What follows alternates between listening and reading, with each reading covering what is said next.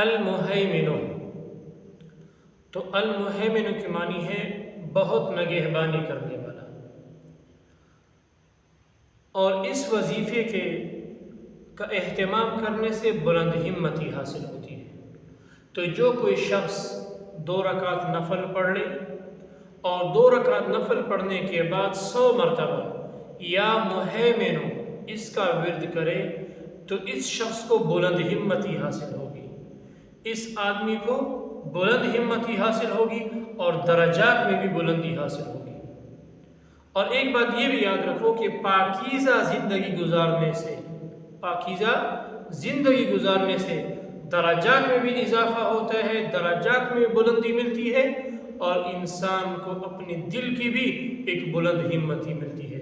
تو پاکیزہ زندگی گزارنا یہ اللہ تعالیٰ کا ایک بہت بڑا انعام ہے۔ تو یا